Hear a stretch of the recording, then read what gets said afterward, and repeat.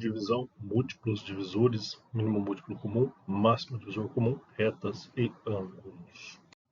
Para transportar no mesmo horário 560 alunos em ônibus com 45 lugares, qual deverá ser o número mínimo de ônibus para que todos os estudantes viajem sentados? Bom, aqui é preciso você entender algumas coisas. O que eu quero dizer com isso? Essa questão aqui do número mínimo de ônibus. Primeiro que é um problema de divisão, né? Você vai dividir 560 por 45 para descobrir quantos ônibus você precisa, né? E, ó, 56 por 45 dá por 1, dá 45, 56 menos 45 é 11, abaixo 0, 110 vai dar por 2, 2 vezes 45 é 90, 110 menos 90, sobrou 20. Bom, isso quer dizer que 12 ônibus levarão todos esses caras, não sobra 20. Então aqui quando você for responder a resposta, são esses 12 ônibus aqui e mais um ônibus para levar quem sobrou. Se tivesse sobrado um aluno, precisaria de um ônibus a mais, porque aqui diz que cada ônibus tem 45 lugares e todos têm que viajar sentados. Então a resposta são 13 ônibus. Foco então na palavra número mínimo de ônibus e que todos estudantes viajem sentados. A turma de Bia conseguiu arrecadar R$560 em uma rifa que fizeram na escola em prol da festinha das crianças. Calcule o valor que cada criança vai ganhar, sabendo que o total arrecadado será dividido entre os 16 estudantes. Pessoal, não há segredo aqui é divisão, né? Está dizendo que será dividido igualmente, é divisão. Então, 560 dividido por 16. 16, né? 16 vezes 4. 4 vezes 16. 4 vezes 6, 24. Sobe 2. 4 vezes 1, 4. 60 passou, né? Então tem que ser por 3. 3 vezes 6, 18. Sobe 1. 3 vezes 1, 3. 48. De 48 para 56 sobra 8. 80. 80 por 16, acho que vai dar por 5, né? Vamos ver? 5 vezes 6, 30, sobe 3. 5 vezes 1, 5, 3, 80.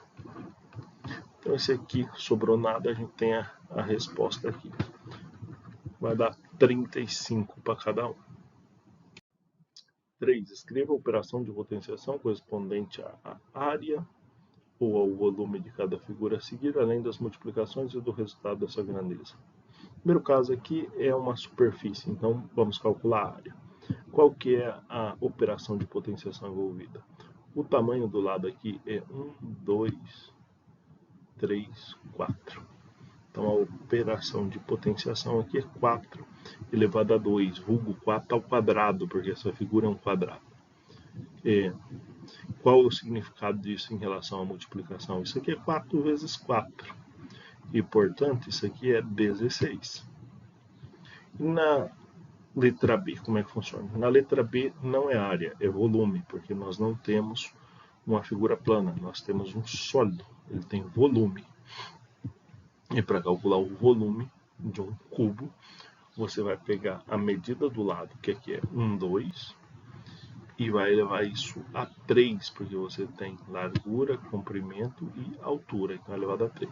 Chamado de 2 elevado ao cubo. Por que cubo? Porque essa figura é um cubo, e 2 elevado ao cubo é 2, multiplicado por 2, 1, 2, 3 vezes. Inclusive isso aqui é igual a 8, porque 2 vezes 2 é 4, vezes 2, 8. Letra C, de novo, é um volume. O que muda aqui é o tamanho da medida do lado, que vai ser 1, 2, 3, 4. Portanto, 4 ao cubo, que é 4 vezes 4 vezes 4. 4 vezes 4, 16 vezes 4, 64. Se eu fosse contar todos os cubinhos que tem aqui, tem 64 cubinhos. E na letra D, de novo, é uma superfície, é uma área. Vamos contar aqui a medida do lado. 1, 2, 3, 4, 5, 6, 7. 7 ao quadrado, já que a área é igual a gente fez na letra A. 7 ao quadrado, multiplicação, é 7 vezes 7. E 7 vezes 7 dá 49. Então, se a gente contar todos os quadradinhos aqui, um por um, tem 49 quadradinhos. Carlos tinha R$50. Ele foi ao mercado, comprou 3 caixas de leite ao preço de R$4 cada uma e 4 caixas de cereal matinal que custavam R$13 cada uma. Quantos reais sobrou? Qual foi o total? Isso aqui é uma expressão numérica, né? Você vai pegar os R$50 que ele tinha e vai subtrair desses 50 tudo que ele gastou. O que ele gastou? Ele comprou 3 caixas de leite, cada uma custando R$4. Adicione-se a isso o fato que ele comprou 2 caixas de cereal, cada uma custando R$13. Isso aqui é o que ele gastou. Você soma o que ele gastou e tira do dinheiro que ele tinha, né? 3 vezes 4 é 12, 2 vezes 3 é 26. Portanto, de 50 você tira, isso aqui vai dar 38. 50 menos 38 é 12. Com quantos reais Carlos ficou após a compra? Com R$12. Neide comprou 108 mudas de rosas e quer distribuí-las em 9 vasos. Quantas mudas ela deve plantar em cada vaso? Distribuir aqui para a gente matemática é sempre sinônimo de divisão, tá? Então você já sabe que é um problema de divisão. 108 dividido por 9. 1 não dá para dividir por 9, porém 10 dá. Dá uma vez, né? Uma vez 9 é 9. 10 menos 9 sobra 1. Abaixo 8, 18 dá por 2, que dá 18. 18 menos 18 é 0. Portanto, quantas mudas em cada vaso? 12 mudas por vaso. Observe o quadro a seguir, depois escreva a sentença que relaciona os pratos da balança e determine a massa de cada anilha, sabendo que todas as balanças estão equilibradas. Aqui na letra A, qual que é a situação que a gente tem na letra A? A gente tem a anilha aqui, pesa X quilos, está em equilíbrio com o peixe, quer dizer, portanto, que X quilos é o mesmo peso do peixe. Segundo a tabela, o peso do peixe é 7. Então, essa anilha pesa 7 quilos. E aqui na segunda, aqui 2 anilhas pesam o mesmo que o bolo. O bolo, segundo a tabela, pesa 4. Quer dizer, então 2 anilhas pesam 4 quilos, né? Ó, 4 quilos. Aqui também são 4 quilos. Só que são 2 anilhas iguais. A gente pode concluir então que uma dessas anilhas pesa a metade de 4 quilos, 2 quilos. Calcule as potências. 7 ao quadrado. Qual que é o significado de 7 ao quadrado? Ou da potência 7 elevado a 2? A base, que é esse número de baixo, está multiplicada por ela mesma esta quantidade de vezes, ou seja, 2 vezes. Então, 7 ao quadrado é 7 vezes 7, portanto, é 49. Letra B, 8 ao quadrado, idem. A base, que é o número 8, está multiplicada por ela mesma 2 vezes, que é o que indica o expoente. 8 vezes 8, 64. Letra C, 2 ao cubo. A base, que é 2, está multiplicada por ela mesma. Quantas vezes nós temos aqui no expoente? 3. Então, 3 vezes. 2 vezes 2 dá 4, vezes 2 dá 8. E na letra D, 10 elevado a 0, por enquanto, sem muitas explicações, a gente vai admitir assim, qualquer número elevado a 0 dá 1, com exceção do próprio 0, tá? 0 elevado a 0 é indefinição. Todos os outros números elevados a 0 vai dar 1, tá? Um dia você vai descobrir o porquê. Calcule as raízes. Raiz de 144. Aqui todas as raízes são quadradas. A raiz quadrada é a operação inversa da potência de expoente 2. Então a pergunta aqui da letra A é mais ou menos assim. Qual o número que elevado ao quadrado dá 144?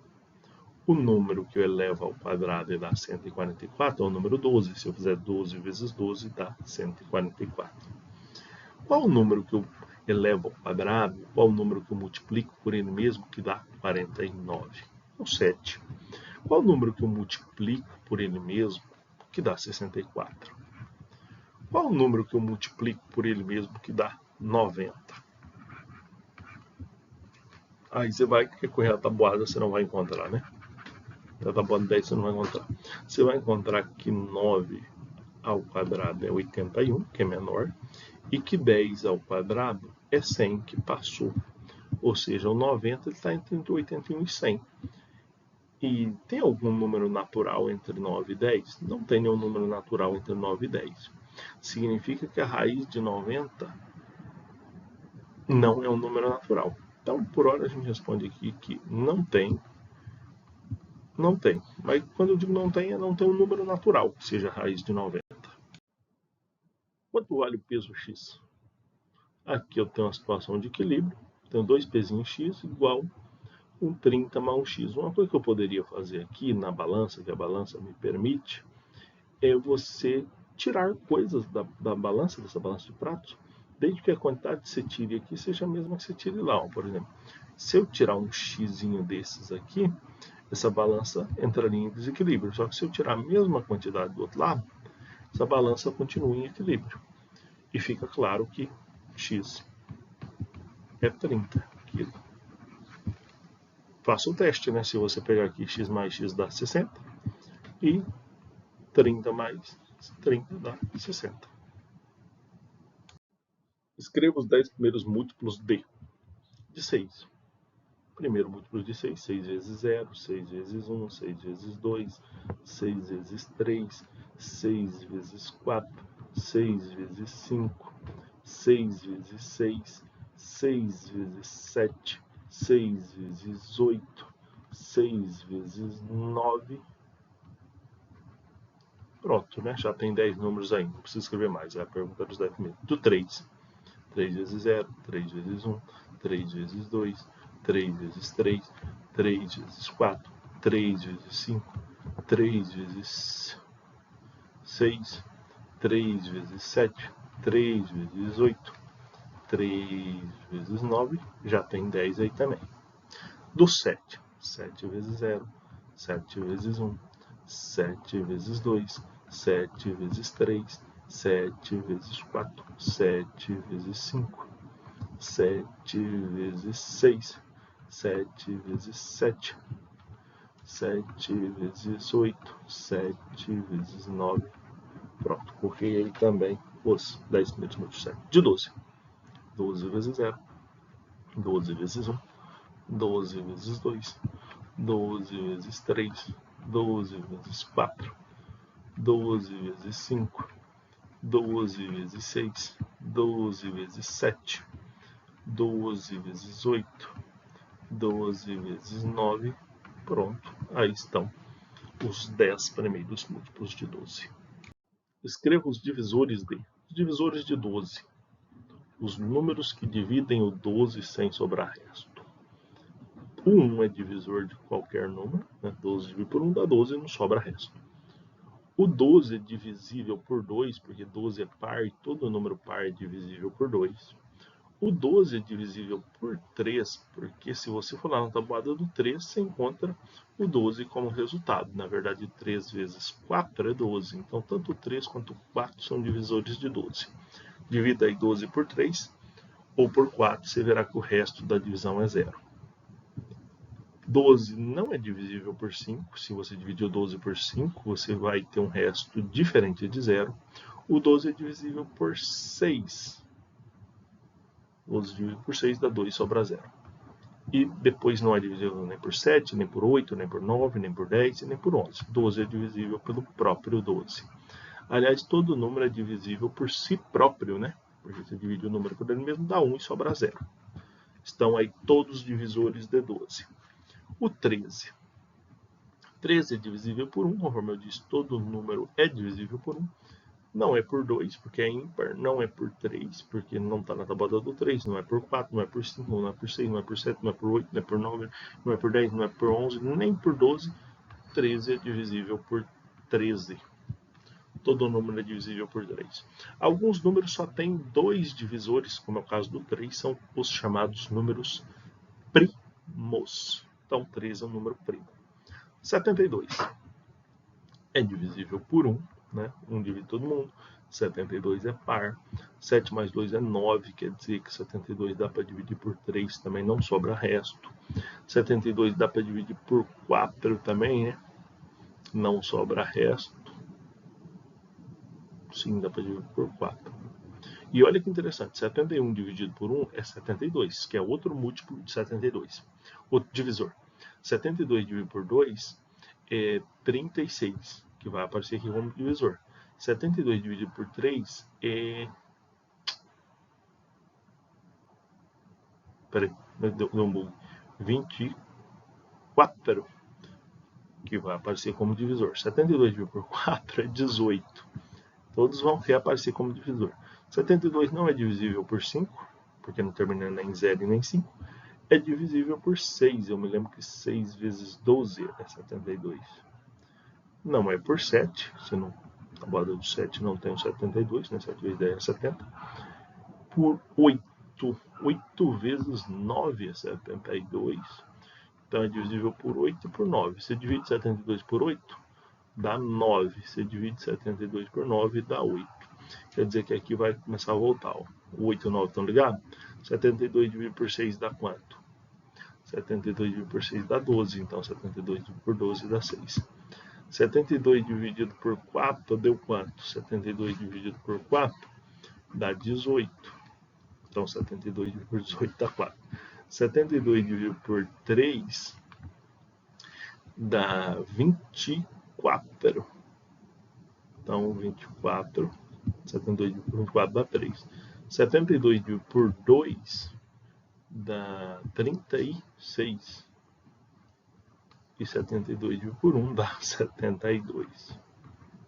Então aí estão todos os divisores de 72. 72 tem bastante divisores.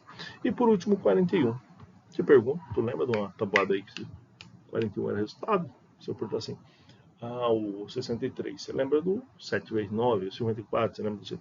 E o 41 era resultado de qual tabuada? Tu não lembra de nenhuma porque não tem, né? 41 é outro número primo, gente. Só divide por 1 e por 41. Aí estão os divisores. Continuando com divisores, escreveu os 10 primeiros números primos, ou aqueles que só têm 2 divisores, um e ele mesmo. O menor número primo e o único número primo par é o 2, só divide por 1 e por 2. Depois do 2, o 3 é o próximo primo, ele só está em 2 divisores também, 1 e 3. O 4 não é primo, na verdade, depois do 2 não tem mais nenhum número par que é primo, porque todo número par vai ser divisível por 1, por ele mesmo, e também por 2. Né? Então, no mínimo, os números pares terão 3 divisores. Então, o 2 é o único número par que é primo. Da mesma forma que o 3 é o único múltiplo de 3 que é primo. O próximo primo aqui seria o 5. Né? 5 também só divide por 1 e 5. É o único múltiplo de 5 que é primo. Depois do 5, o 7 também só tem 2 divisores. O 8 é par. O 9. O 9 é ímpar. Até que as pessoas tendem a colocar o 9 aqui porque ele é ímpar. Acho que estamos colocando todos ímpares. Não, 9 é divisível por 3. Né? 9 tem como divisores 1, 3 e 9. 3 divisores. Aliás, como eu disse, o 3 é o único múltiplo de 3 que é primo. Então 9 não é. 10 é par. O 11 só divide por 1 e por 11. O 13 só por 1 e por 13. O 15 é múltiplo de 3 e também é múltiplo de 5, então não é primo. O 17 é primo. O 19 é primo. Aí o 21 é múltiplo de 3 e de 7. O 23 é primo. O 25 é múltiplo de 5. O 27 é múltiplo de 3 e de 9. Depois do 27, vamos ver quantos primos já escrevi? 1, 2, 3, 4, 5, 6, 9. Ah, só está faltando um, 29. 29 é primo. Pronto, escrevi os 10 primeiros primos aí. Qual é o mínimo múltiplo comum de 3 e 4 e qual é o máximo divisor comum de 3 e 4? Se eu escrevesse a lista dos múltiplos e dos divisores, né? Se eu escrever aqui os múltiplos do 3 e do 4, né? Os múltiplos do 3, 0, 3, 6, 9, 12 e assim por diante, né? Se escrever os múltiplos do 4, 0, 4, 8, 12 e assim por diante.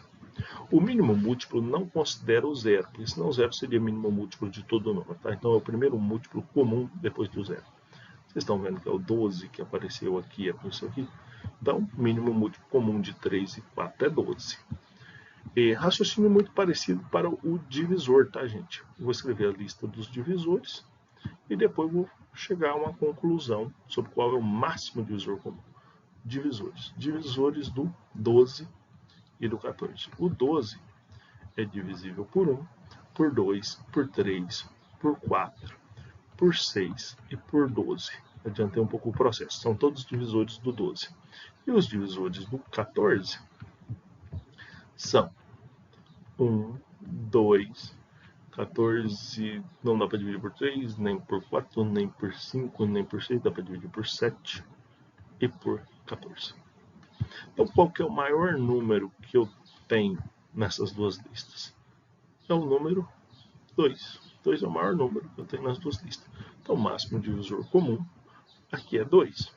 Certo? Isso aqui seria uma maneira arcaica de fazer essa conta. A gente tem outro método também que a gente pode usar, que eu gosto, que é a mesma técnica para os dois, tanto mínimo múltiplo quanto para o máximo divisor, que é a decomposição em fatores primos.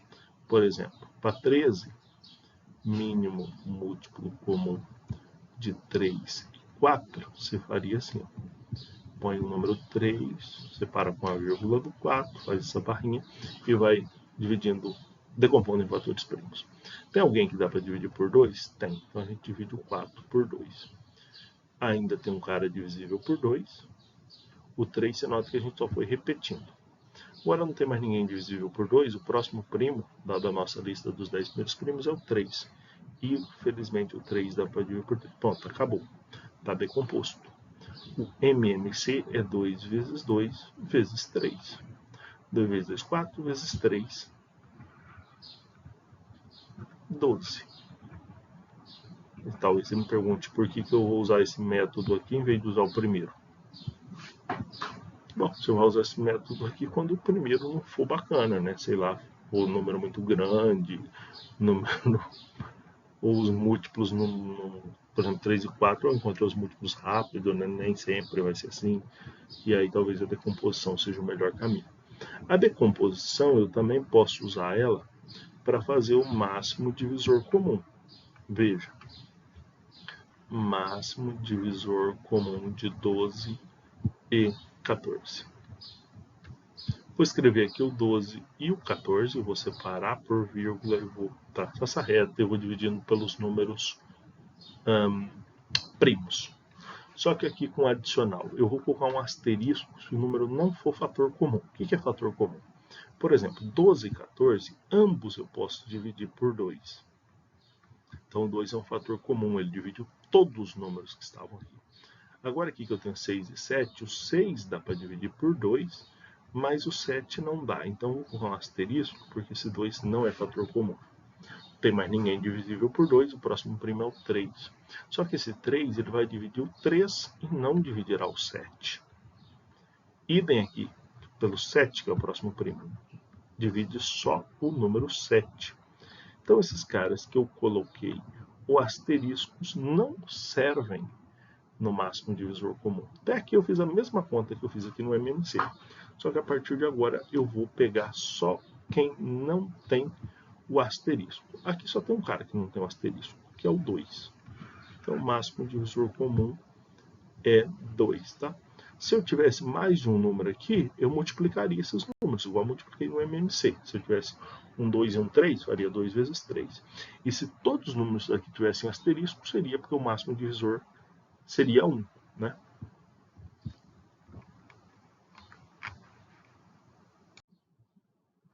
As aplicações de mínimo múltiplo e máximo divisor comum podem ser tanto no trabalho com frações, quando a gente está adicionando e subtraindo frações, a gente usa o mínimo múltiplo comum, quando nós estamos simplificando frações, usamos o máximo divisor comum. Mas existem problemas que se resolvem com isso. Vou dar um exemplo aqui do problema. 2 pilotos de corrida de carro estão numa disputa, porém um dos carros apresenta problema. Enquanto um dos pilotos efetua uma volta a cada 14 minutos, o outro realiza a cada 18 minutos. Se a corrida durar 2 horas, em qual momento eles vão se encontrar? O pensamento aqui é o seguinte: cada volta que o cara dá é um múltiplo, né? Por exemplo, esse cara que está 14 minutos começou em 0, momento 0. 14 minutos ele dá uma volta. 28 minutos ele dá 2 voltas. Ou seja, são os múltiplos de 14, enquanto que o outro piloto são os múltiplos de 18. Ele quer saber quando eles vão se encontrar, quando é que vai ter um múltiplo comum. Então, é um problema para se resolver com mínimo múltiplo comum. Né? Você poderia pensar assim também, unidade medida de tempo. Mínimo múltiplo comum, sempre, tá? Então, aqui é o mínimo múltiplo comum de 14 e 18 minutos. Dá para dividir por 2, dá 7 e 9. Dá por 3, que dá 7 e 3. Que dá por 3, que dá 7 e 1. Dá por 7, que dá 1 e 1. 2 vezes 3 dá 6. 6 vezes 3 dá 18.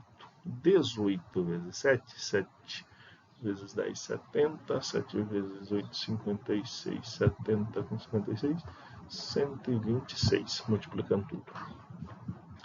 Minutos, né? Tudo isso aqui era minutos, então aqui é 126 minutos. 126 minutos. Diz que a corrida vai durar 2 horas. 2 horas. Cada hora é 60 minutos, 2 horas é igual a 120 minutos. E eles vão se encontrar após 126, então em qual momento eles vão se encontrar? Não vão se encontrar. A resposta que você vai escrever na sua prova é: eles não vão se encontrar porque a corrida acaba 6 minutos antes disso acontecer.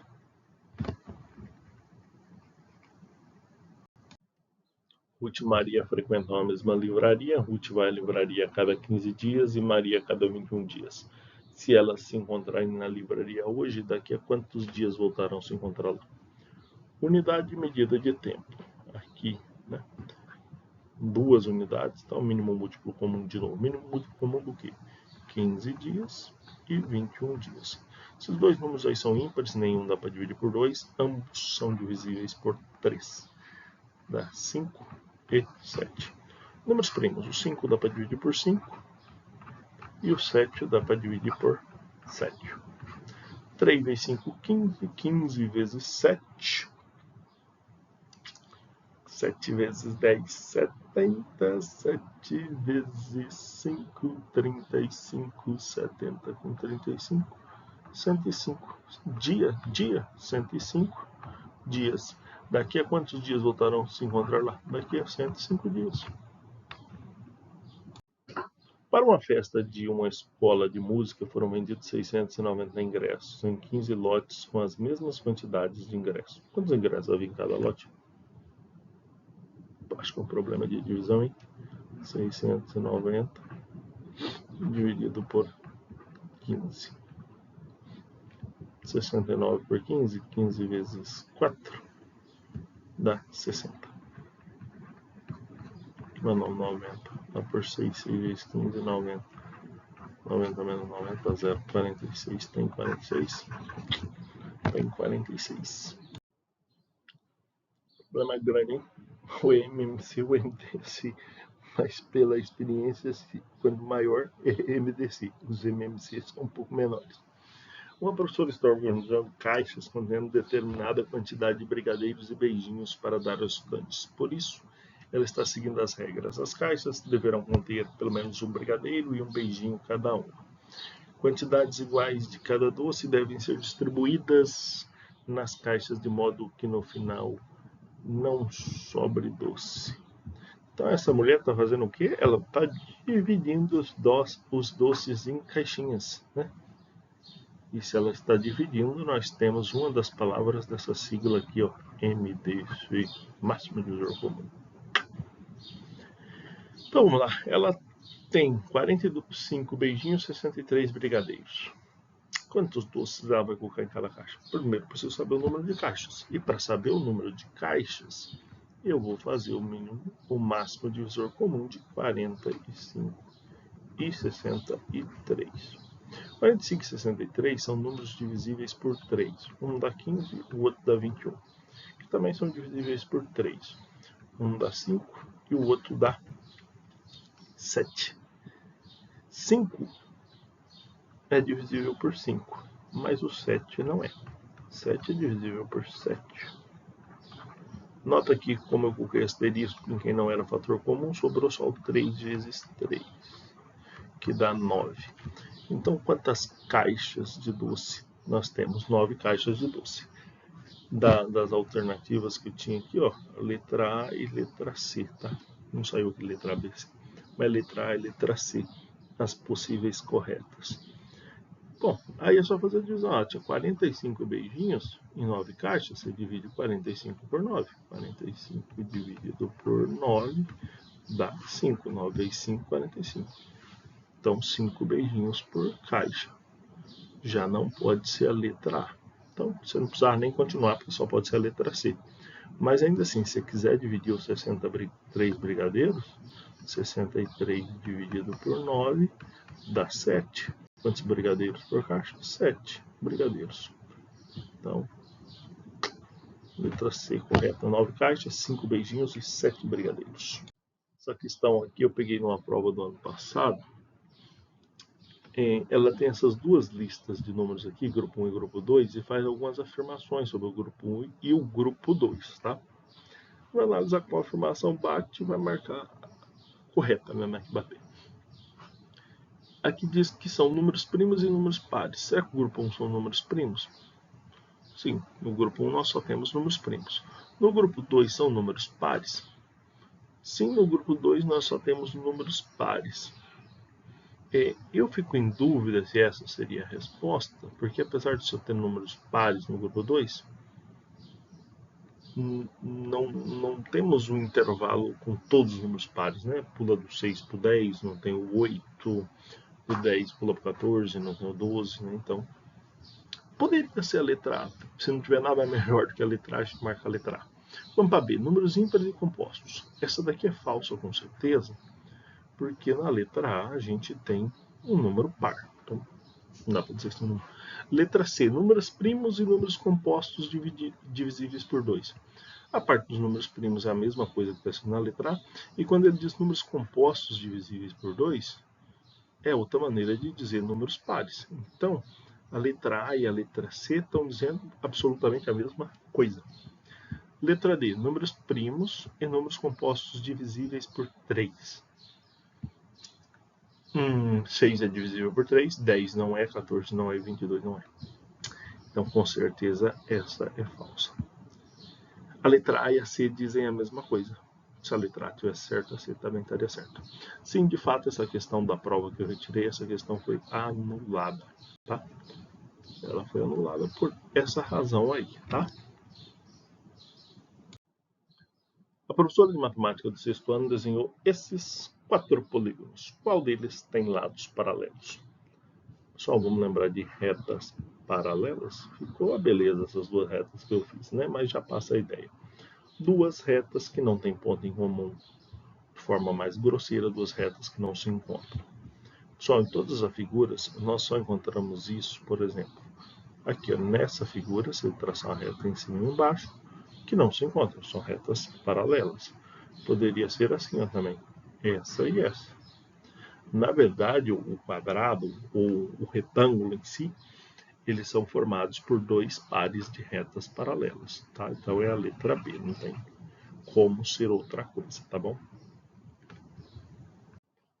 Questão 5. No cupom fiscal de uma compra, Fernando identificou os seguintes preços dos alimentos e suas respectivas quantidades. Temos a tabela, fala que o total da compra foi 42, quantos quilos de batata o Fernando comprou. Então, você vai, vamos ver quanto ele já gastou nas outras coisas e quanto sobrou para batata. Bom, ele gastou, gente, fazendo aqui ó, uma coluna para o que ele já gastou, 1 quilo de cebola por R$3, ele gastou R$3 com cebola. 3 quilos de maçã a R$5, ele gastou 3 vezes R$15 com maçã. E ele comprou 2 quilos de manga a R$10, ele gastou R$10 com manga. Somando o que ele já gastou, dá 38.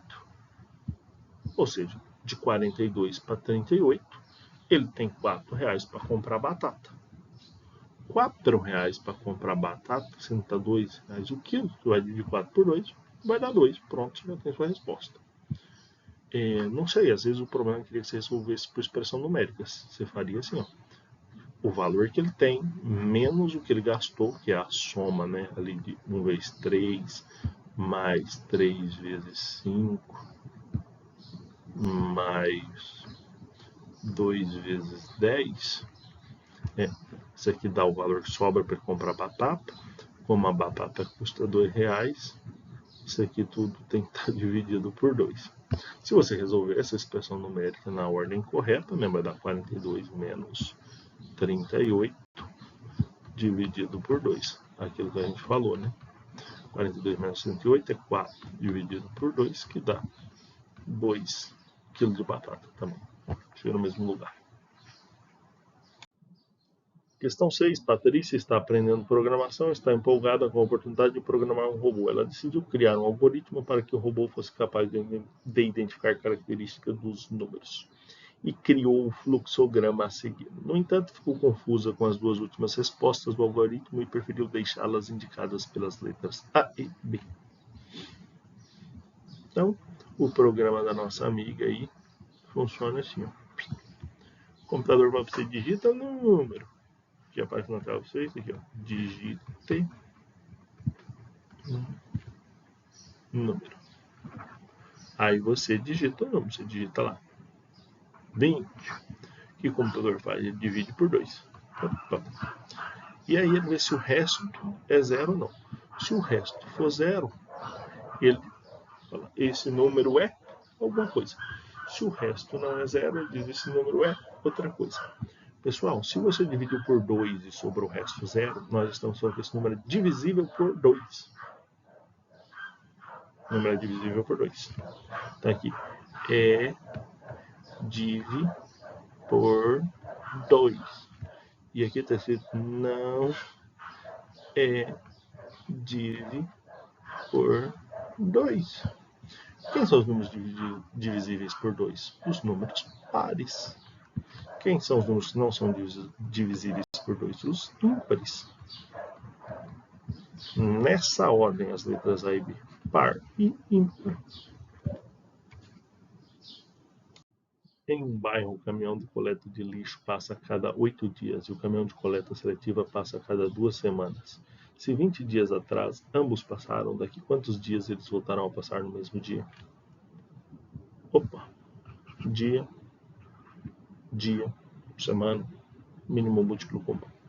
Mínimo múltiplo comum de quanto? MMC de 8 dias e 2 semanas, que são 14 dias, tá? Vou evitar essa conta aqui, vocês fazem aí essa conta. Quanto que é MMC de 8 e 14? O MMC de 8 e 14, o mínimo múltiplo comum de 8 e 14. Eu ia evitar fazer a conta, mas não sei de cabeça, então vou ter que fazer a conta. 8, 14. Dá para dividir por 2, dá 4 e 7, dá por 2, dá 2 e 7, dá por 2, dá 1 e 7, dá por 7, dá 1 e 1. 8 vezes 7, 56. Pronto, o MMC é 56. Se 20 dias atrás ambos passaram, daqui quantos dias eles vão passar juntos? Eles passam a cada 56 dias, só que já faz 20 dias que ele passou. Então, se você fazer 56 menos 20, eles vão passar juntos daqui a 36 dias.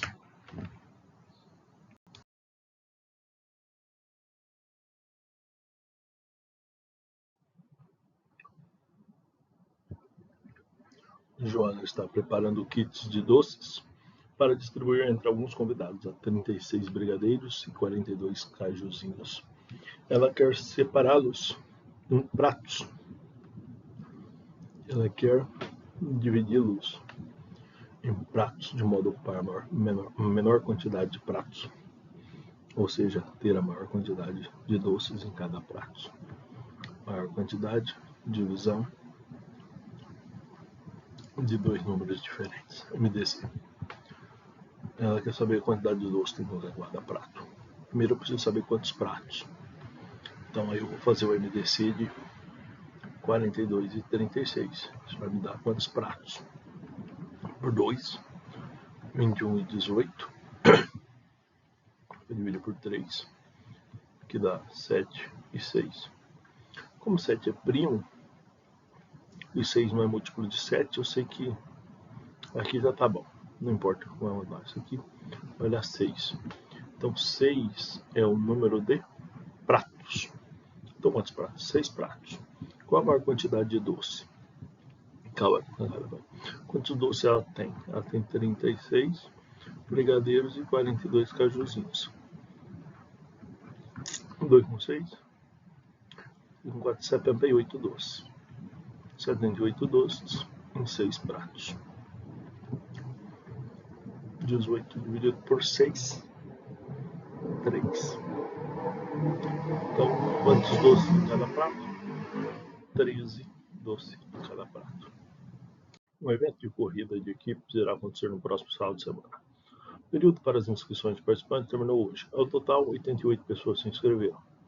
60 mulheres e 28 homens. Para que as modalidades feminina e masculina, as equipes devem possuir sempre o mesmo e o maior número de atletas possível, sem misturar homens e mulheres. Embora não esteja escrito aqui, eu vou dividir os atletas em equipe. Vou colocar em equipe, significa que eu vou dividi-los. E eu falo o maior número possível, então maior divisor comum dos números 60 e 28. MDC de novo. Qual que é o MDC de 60 e 28? Isso vai me dizer quantas equipes eu tenho. Ambos os números aqui, dá para dividir por 4, né? 60 por 4 dá 15.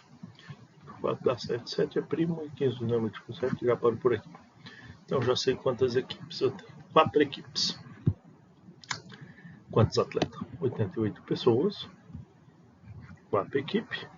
Dá 22. 22 vezes 4 dá 88, sobra 0. Então, o número de atletas? 22. Isso aí. Na figura abaixo há uma reta que não é perpendicular ou paralela a nenhuma outra por quais pontos ela passa. Pessoal, vamos chamar reta R, S, T, U. A reta R é paralela a S. S é paralela a R. Então já vamos excluir essas duas. U é perpendicular a S e a R. E a reta que a gente procura não é nem paralela e nem perpendicular. Sobrou a reta T. Reta T não é paralela a nem a U, nem a S, nem a R. Ela cruza todas. Reta T não é perpendicular nem a U, nem a R, nem a S. Então é a reta T. Por quais pontos ela passa? É a reta que eu chamei aqui de T. Ela passa pelos pontos A e C. Classifique em paralelos, perpendiculares ou reversos os segmentos. Vou começar com a I e a B. A I é o segmento, esse segmento aqui. Eu vou compará-lo com a B. Esse aqui. O ângulo aqui, gente, é um ângulo de 90 graus. Não sei se vocês enxergam, mas forma 90 graus se eu medir. Então, isso aqui é perpendicular. Agora, AE e BF. O AI continua sendo aquele mesmo ali que eu já tinha marcado, tá? Esse aqui é o AI. E o BF. BF, esse aqui, ó. Esses dois segmentos, AI e BF, seriam dois segmentos de duas retas que não se encontram, gente, que não tem pontos em comum. Então, aqui a resposta é paralelos. Agora ele muda o AI e o FG. De novo, aí é esse segmento, parte dessa reta aqui. Ó. O FG é esse outro aqui. Só que FG, gente, ele não vai cruzar com AI, porque eles não estão no mesmo plano. FG e AI não se cruzam. Mas eu posso dizer que eles são paralelos, que essas retas têm o mesmo sentido? Não, não são paralelos. Não são nem paralelos e nem concorrentes. E se duas retas estão no mesmo plano, duas retas não coincidentes, ou elas são paralelas ou concorrentes. Então, se eu tenho duas retas que não são nem paralelas e nem concorrentes, é porque elas não estão no mesmo plano. Não tem como colocá-las no mesmo plano. Então, retas reversas. Tá?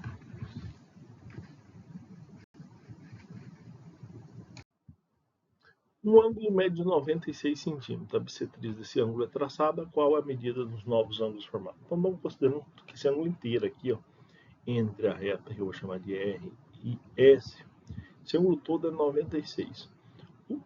Os novos ângulos formados, esse e esse aqui, quanto vale? Bom, se essa reta é a bissetriz, significa que ela divide o ângulo no meio. Isso aqui é 96 dividido por 2, que dá 48.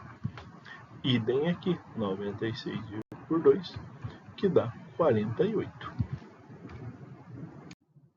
Qual dos segmentos abaixo é o raio, o diâmetro e uma corda do círculo?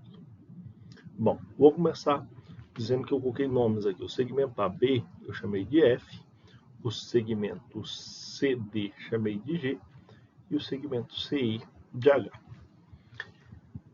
O segmento que vai do centro da circunferência até a borda é o raio. O raio é o segmento que vai do centro do círculo até a circunferência, né, de forma mais correta. Os segmentos que vão de um ponto da circunferência até outro ponto da circunferência se chamam corda. Então, tanto G quanto H são duas cordas desse círculo. Qual que é a diferença de G e de H? É que G passa pelo centro. Então, esse aqui é o diâmetro. O diâmetro é uma corda que passa pelo centro. E H é uma corda só. Né? Começa e termina com pontos na circunferência, mas não passa pelo centro, é uma corda. Se passa pelo centro, é a maior das cordas, é o diâmetro. Enquanto que F é o raio, porque ele vai do centro até a circunferência.